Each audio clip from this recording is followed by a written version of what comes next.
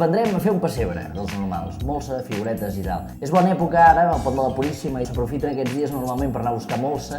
La molsa és això, us ho ensenyaré en un moment, he anat a buscar aquest matí. Això ja ho tenia fet d'abans, com els de cuines de TV3, que hi ha coses que se les preparen. Doncs jo he anat a buscar molsa, perquè us fa una idea, la molsa és això, és verda per sobre i marrona per sota, Si agafeu una cosa que és marrona per sota i marrona per sobre, és terra. Això ho deixeu, no serveix. Heu d'agafar molsa, verda per sobre, marrona per sota. Dit això, és important tenir una bona zona per fer el pessebre. A casa sempre l'acostumem a fer en aquest metro quadrat de l'entrada. Ja veureu que és un terra dels anys 80 que s'havia posat molt, alguns el tindreu igual a casa, és una casa adossada, modesta d'aquestes. I en aquesta zona, jo he portat les plantes que tenia la meva mare i tal, i farem el pessebre cada any aquí a terra. Què més?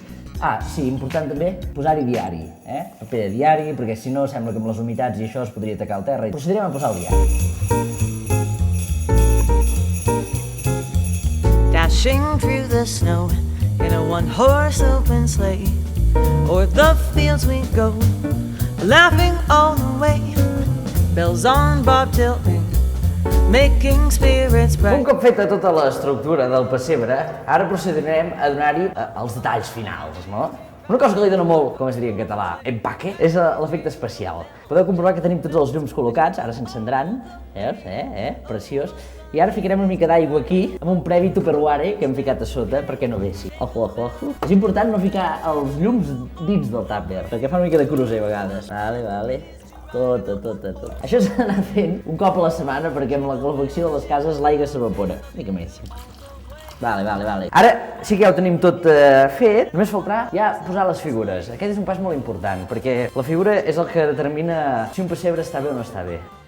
Normalment pel pessebre sempre es comença per col·locar el que són la família aquesta del fill únic Jesús, Josep, un cornut i Maria. La llegenda diu que eren família catalana, De fet, vivien a Jerusalem però eren catalans, pel nom, Josep, Jesús i Maria.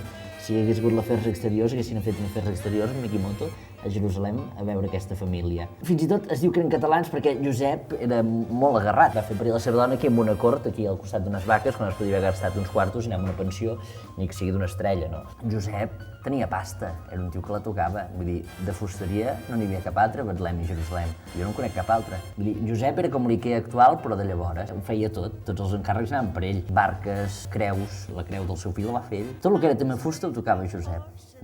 Falta el llit del nen, però bueno, es pot posar aquí. Hasta es pot cobrir una mica de terra, perquè no tingui fred.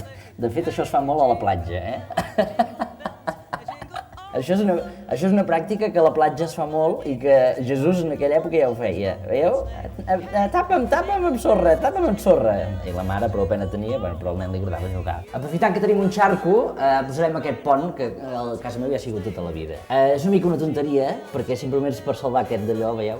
O sigui, això és perquè la gent facin així, però realment, vull dir, fent una mica de volta, es podria passar per aquí tranquil·lament, Hem col·locat una casa que dona una mica de profunditat al tema, però com sempre en els pessebres hi ha un problema de proporcions. Si aquest és l'home, veiem el problema que tindria a l'arribar a casa aquest home.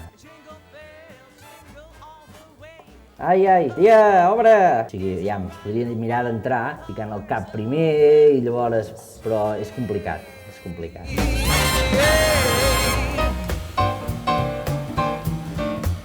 Un altre efecte especial molt bo que hi ha a nivell de pessebre és... Això és una foguera. Fiques un llum groc a sota i, bueno, fa l'efecte ben bé. És foc de veritat, Ja veureu. Aquí tenim el llum, llavors fiques això a sobre i oita. Perquè no diries que és foc, això. El caganer és una figura catalana que fot una gràcia de Déu. Ha d'estar amagadet. On és el caganer? Aquí. Tampoc té més. Cada rei té el seu patge.